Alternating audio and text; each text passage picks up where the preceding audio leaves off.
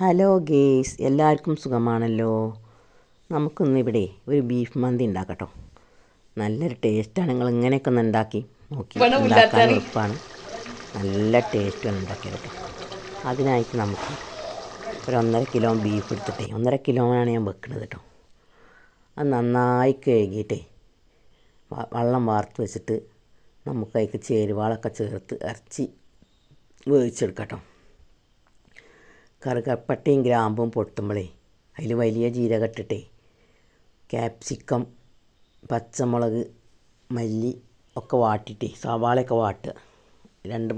4 സവാള നന്നായി വഴന്ന് വരുമ്പോഴേ അതിലേക്ക് മല്ലിപ്പൊടി, ലേശം മുളകും പൊടി, മഞ്ഞൾപ്പൊടി, കുരുമുളക് പൊടിയൊക്കെ ഇട്ടിട്ടേ ചിക്കൻ ക്യൂബ് ഇട്ടിട്ടേ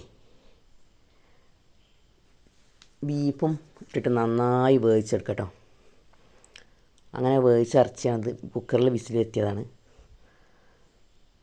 അരിയൊക്കെ നന്നായി കഴുകി വെള്ളം തിളച്ചിട്ട് അതിലേക്ക് കറുകപ്പട്ട, നാരങ്ങൻ്റെ നീര്, ഉപ്പ്, സൺഫ്ലവർ ഓയിലൊക്കെ ഒഴിച്ചിട്ട് ആ വെള്ളത്തേക്ക് അരി ഇട്ടിട്ട് വേവിച്ചാൽ വെച്ചത് കേട്ടോ. തിളച്ച് വരുന്നുണ്ട്, നന്നായി തിളച്ച് വരുന്നുണ്ട്. ഒരു 90% വേഗമാകുമ്പോഴേ നമുക്ക് ഒന്ന് ഊറ്റിയെടുക്കാം കേട്ടോ.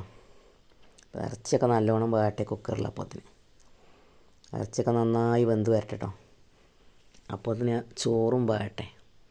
എന്നിട്ട് നമുക്ക് ദമ്മിടാം. എളുപ്പത്തിൽ ഉണ്ടാക്കാൻ പറ്റും കേട്ടോ. എളുപ്പത്തിൽ ഒരു മന്തി ഉണ്ടാക്കുക നല്ലൊരു ടേസ്റ്റ് കേട്ടോ. നിങ്ങളിങ്ങനെ ഉണ്ടാക്കി നോക്കിയിട്ട് ഫീഡ്ബാക്ക് അറിയിക്കൂ. വീഡിയോ ഇഷ്ടമായ ലൈക്ക് ചെയ്യൂ, സബ് ചെയ്യൂ, സപ്പോർട്ട് ചെയ്യൂ. എല്ലാവരിലേക്കും ഷെയർ ചെയ്യൂ. എന്നാൽ നമുക്ക് വീഡിയോയിലേക്ക് പോയാലോ.